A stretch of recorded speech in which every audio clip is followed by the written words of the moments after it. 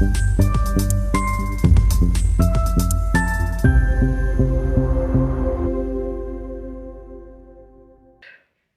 मित्रांनो.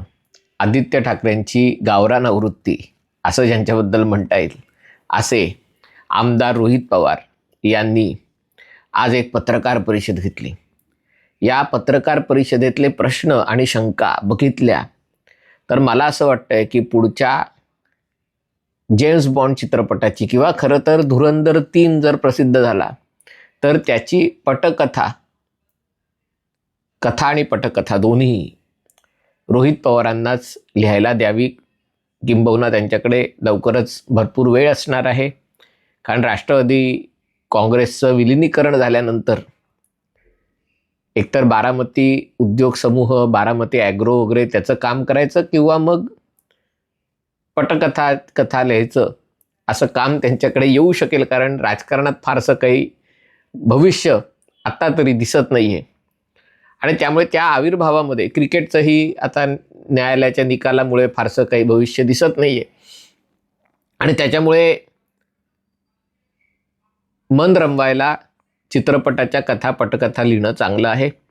पण त्यांनी आज एक पत्रकार परिषद घेतली आणि पत्रकार परिषदेमध्ये अनेक प्रश्न उपस्थित केले. त्यातले 10 महत्त्वाचे प्रश्न सगळ्या वाहिन्यांनी लाईव्ह दाखवले, रिपीट टेलिकास्ट केलं आणि त्याच्यात त्यांचं म्हणणं आहे की बारामती विमानतळात जरी ATS वगैरे जी व्यवस्था म्हणजे इतर अद्ययावत विमानतळांसारखी नसली तरी इथे नेहमी विमानं लँडिंग होतात. मुंबईला जर अपघात होऊ शकतो तर बारामतीला झाला तर त्याच्यामुळे ती व्यवस्था नव्हती हे कारण नसा. त्याच्याऐवजी त्यांनी 10 वेगवेगळ्या गोष्टींकडे बोटं दाखवलेली आहेत. VSR कंपनी, ज्या कंपनीच्या विमानांची सेवा मुख्यमंत्री, उपमुख्यमंत्री, इतर मंत्र्यांना दिली जाते, त्या कंपनीला ठेका कसा मिळाला, त्यांचं व्यवस्थित ऑडिट झालेलं आहे की नाही, या सगळ्या क्षेत्रावर या कंपनीचा एवढा होल्ड का आहे. मग अजितदादा खरं तर आदल्या दिवशी संध्याकाळी जाणार होते. मग पूर्व विदर्भातला नेता, बहुधा ते प्रफुल्ल पटेल असावेत कारण मला तरी दुसरं कोणी दिसत नाही पण त्यांनी नाव घेतलं नाही, पूर्व विदर्भातील एक मोठा नेता अजितदादांना भेटायला आला, त्यामुळे त्यांचं गाडीने जाणं रद्द झालं आणि विमानाने जायचं ठरलं. म्हणजे हा नेता भेटायला आला तोही एका व्यापक कटाचा भाग तर नसेल ना, की नाहीतर अजितदादा जर गाडीने गेले असते तर ॲक्सिडेंट झाला नसता आणि म्हणून या नेत्याची भेट आणि त्याला उशीर होणं, तो उशीर का झाला, कदाचित हे अपघात घडवायलाच झाला असता का.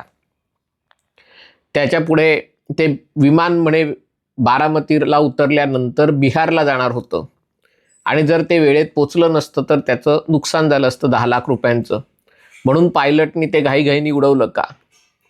बघा, म्हणजे घाईघाईनी उडवलं आणि ॲक्सिडेंट घडवला, हाही एक प्रश्न आहे. म्हणजे कंपनीकडनं पायलटवर प्रेशर होतं का.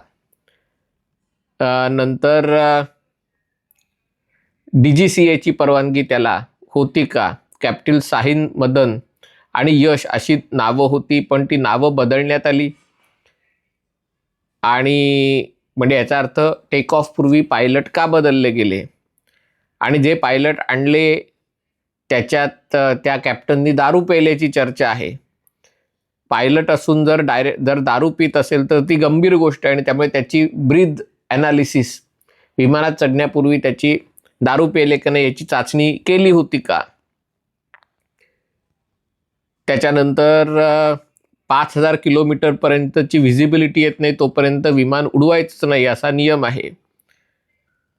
मग व्हिजिबिलिटी नसताना विमान का उडवलं, पायलट हिरोगरी करायला, म्हणजे काय प्रश्न आहेत एक एक. म्हणून म्हटलं की इतके प्रश्न वाचून तर मला आश्चर्याचा धक्का बसला.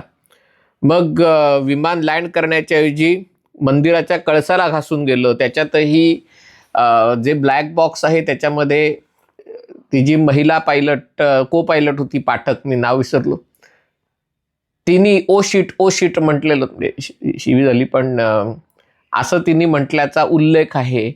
परंतु मुख्य पायलट असलेला कपूर तो काही बोलत नाही. मग तो ऑलरेडी दारू प्यायला होता का, तो झोपला होता का, तो बेशुद्ध झाला होता का. म्हणजे असे अनेक प्रश्न. त्याच्यामध्ये MRO आहे, त्यातलं एक MRO आहे ते एका मंत्र्याच्या संबंधित आहे. म्हणजे पुन्हा प्रफुल्ल पटेल यांच्याकडे एक अंगुली निर्देश करण्याचा प्रयत्न केलेला आहे. पण हे तिसरंच त्यांचं स्वतःचं MRO होतं. 2 MRO असताना तिसरं म्हणजे कंपनीची स्वतःची व्यवस्था होती.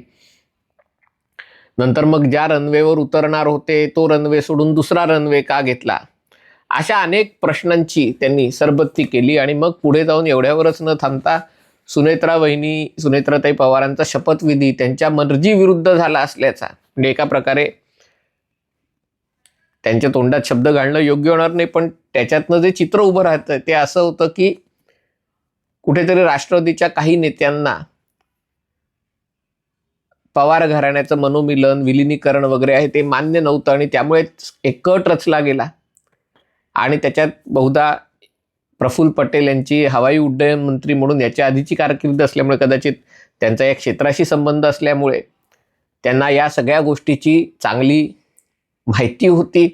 त्याच्यात त्यांनी इवन इस्रायलचा मोसाद-बिसादचाही त्याच्यामध्ये आणण्याचा प्रयत्न केला, की त्यांच्या कुठल्या कथांमध्ये असं लिहिलेलं असतं की जर एखाद्या नेत्याला टार्गेट करायचं असेल तर ड्रायव्हरला टार्गेट करा. जे ड्रायव्हरला काही झालं की नेत्याला अपघात होणारच, असं काही केलं तर नाही ना. म्हणजे इतके प्रश्न की कोणाचंही डोकं भणभणून जाईल. मुद्दा असा आहे की रोहित पवार हे सगळं कोणत्या अधिकारात करतायत? ते एक आमदार म्हणून, लोकप्रतिनिधी म्हणून ही माहिती बाहेर काढतायत का अजितदादांच्या परिवारातले सदस्य म्हणून बाहेर काढतायत का एक जागरूक नागरिक म्हणून ही सगळी गोष्टी बाहेर काढतात? जर त्यांच्याकडे ही सगळी माहिती असेल, सरकारने CIDची चौकशी लावलेली आहे. त्या CIDच्या समोर जाऊन या सगळ्या गोष्टींचे साक्षी पुरावे जे काही त्यांचं आहे, जबाब नोंदवणं की मला अशी शंका आहे, हे त्याचं कारण आहे. आणि त्याच्यामुळे या सगळ्या गोष्टी करणं सहज शक्य आहे. त्याच्यासाठी माध्यमांसमोर जाऊन तमाशा करायची काही गरज नाही आहे. CIDची चौकशी मान्य नसेल, कारण कुठेतरी राज्य सरकार याच्यात, म्हणजे राष्ट्रवादी काँग्रेस 2 एकत्र येऊ नयेत आणि मोठी राष्ट्रवादी छोट्या राष्ट्रवादीत विलीन होऊ नये म्हणून जर कदाचित भाजपच कारणीभूत असेल, तर मग CIDच्या ऐवजी CBIची चौकशी, CBIची नाही तर सुप्रीम कोर्टाच्या देखरेखीखाली सुप्रीम म्हणजे चौकशी, अनेक पर्याय मला असं वाटतं उपलब्ध आहेत. असं असताना अशा प्रकारचे आरोप, म्हणजे ज्या दिवशी राष्ट्रवादीचं विलिनीकरण कसं होणार होतं त्याचा गौप्यस्फोट करायचा होता, तेव्हा शरद पवारांच्या छातीत दुखायला लागलं, त्यांना हॉस्पिटलमध्ये नेलं. त्यांना कफ, न्यूमोनिया वगैरे काहीतरी, त्यांना 3-4 दिवसांनी उपचार करून सोडण्यात येईल म्हणून सगळ्यांच्या नजरा रोहित पवारांवर खिळल्या होत्या. पण रोहित पवारांनीही ते राष्ट्रवादीचं विलिनीकरण सोडून विमानाचंच आपत्तीकरण कसं झालं आणि त्याच्यातली कट कारस्थाने असल्याची एवढ्या शक्यता, म्हणजे मला असं वाटतं की रोहित पवार तपासाल, त्यांना जर काहीतरी एखादी भूमिका दिली तर ती योग्य रीतीने पार पाडू शकतील. आणि जर हा सगळा कल्पनाविलास असेल तर मग त्यांना चित्रपटाची पटकथा लिहिण्याचं, म्हणजे त्याच्यात हल्ली, कारण प्रत्येकाला असं वाटतं की प्रत्येक ठिकाणी काहीतरी एक कॉन्स्पिरसी थेअरी असते की जे आपल्याला दिसतं ते तसं नसतं. पडद्यामागे कोणतरी दुसराच सूत्रधार असतो, काहीतरी वेगळाच हेतू असतो. आता एप्स्टाईनच्या ज्या फाईल्स आलेत त्याच्याबद्दल इंटरनेटवर एवढ्या प्रकारची चिकलफेक आहे. मुसलमान म्हणतायत एप्स्टाईन ज्यू होता, काही लोक म्हणतायत तो मोसाद एजंट होता, काही जण म्हणतायत तो पुतीनचा एजंट होता, काही जण म्हणतायत तो डेमोक्रॅटिक पार्टीशी संबंधित होता, काही जण म्हणतायत तो ट्रम्पशी संबंधित होता. म्हणजे प्रत्येक जण एप्स्टाईनचा वापर करून, काँग्रेसवाले आपले राहुल गांधी आणि त्यांचा मित्रपरिवार ते म्हणतायत हे मोदी आणि अदानीशी म्हणजे अनिल अंबानींशी जोडला गेला होता. म्हणजे एप्स्टाईनलाच वरती प्रश्न पडला असेल की आपण नेमकं कोणाशी बरोबर काम करत होतो.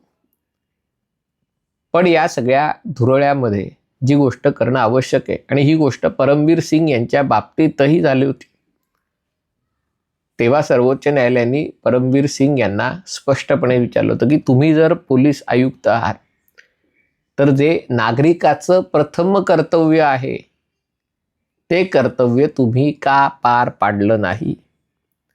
तुम्ही पोलीस आयुक्त असून तुम्हाला जर एखादी माहिती मिळाली, लाचखोरीची माहिती मिळाली, तर तुम्ही त्याची चौकशी करणं, त्याच्याबद्दल तक्रार दाखल करणं, पोलिसात तपासाला सुरुवात करणं, हे तर सामान्य लोकांनी करायला पाहिजे. पण जर पोलिसांनाच हे कळत नसेल, तसंच सामान्य लोकांना तक्रार करणं आणि या सगळ्या गोष्टी कळणं आवश्यक आहे. पण जर लोकप्रतिनिधींना जर या गोष्टी कळत नसतील, त्याच्याऐवजी ते पत्रकार परिषद, मागे त्यांनी मोदींना फोन बिन लावला होता सभेतनं आणि मोदींशी बोलल्याची ॲक्टिंग वगैरे केली होती. तसं हे जग नाही आहे ना. म्हणजे मला असं वाटतं की रोहित पवार तरुण असले तरी बाल्यावस्था संपून आता प्रौढावस्थेत खरं तर यायला हवेत. आणि ज्या गोष्टी सुनेत्रा वहिनींबद्दल बोलले त्याचा हा असा आरोप पार्थ पवार यांनी केला असता, सुनेत्रा पवार यांनी केला असता तर समजू शकतो. अजित पवारांच्या गाड्यांचा ताफा कधी उभा होता, कधी निघाला, काय नाही झाला. रोहित पवार स्वतःचा पक्ष चालवतात का अजित पवारांचा पक्ष चालवतात? म्हणजे एवढी खडानखडा माहिती रोहित पवारांना अजित पवारांच्या पक्षाबद्दल असेल तर जो काही गुप्तहेर वगैरे जे काही असतील माहिती काढणारे ते आज रोहित पवारच असं आहे तसं मला वाटतंय. अजित पवारांची गाडी कधी निघणार होती, मग कोण भेटायला आला, किती वाजता भेटायला आला, कधी निघाला, एवढी तपशीलवार माहिती आपल्या विरोधी पक्षाच्या नेत्याची. त्याच्या पुन्हा ते प्लॅस्टिकची बाटली सोडून काचेची बाटलीतनं पाणी पित होते. म्हणजे त्यांना काहीतरी विषप्रयोग केला जात आहे का अशी शंका व्यक्त केली. त्यांचं विमान स्वतःचं विमान घ्यायला पाहिजे असं ते म्हणत होते. हे अजित पवारांची संपत्तिक स्थिती कायद्यानुसार जे काही त्यांनी स्वतः आयकर विभागात जे विवरणपत्र दाखल केलंय ते बघितलं तर अजित पवारांचं विमान घेण्याची ऐपत होती असं दिसत नाही. त्यांच्या संपत्तिक स्थितीनुसार अजित पवार अख्खा एअरफोर्स विकत घेऊ शकतील असंही अनेकांना वाटत होतं. पण जे उत्पन्न त्यांनी कायद्यानुसार दाखवलं होतं आयकरात, आणि त्यामुळे रोहित पवार म्हणतात अजित पवारांची इच्छा होती खरं तर आपण आपलंच विमान एक वेगळं विकत घेतलं पाहिजे. मला असं वाटतं की या सगळ्या चर्चा बालिशपणाचं द्योतक आहेत. रोहित पवारांकडनं एक राष्ट्रवादी काँग्रेस शरदचंद्र पवार गटाचे वारसदार म्हणून त्यांच्याकडनं अधिक अपेक्षा आहेत. शरद पवारांच्या बाकी कोणाला मुद्दे पटो अथवा नटो, शरद पवारांकडे जी प्रगल्भता आहे आणि त्यामुळे जेव्हा गेल्या पत्रकार परिषदेत त्यांना प्रश्न विचारले राहुल गांधींच्या बालिशपणाबद्दल तेव्हा त्यांनी मोजून मापून प्रगल्भपणे उत्तरं दिली. भारत अमेरिका करार असेल किंवा भारत युरोपीय महासंघ करार असेल, जी टीका केली ती संयतपणे नेमकी मुद्द्याची टीका केली.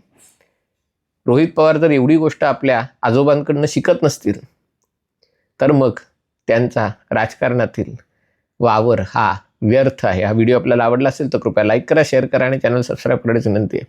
तुर्तास इथेच थांबतो. पाहत रहा MH48.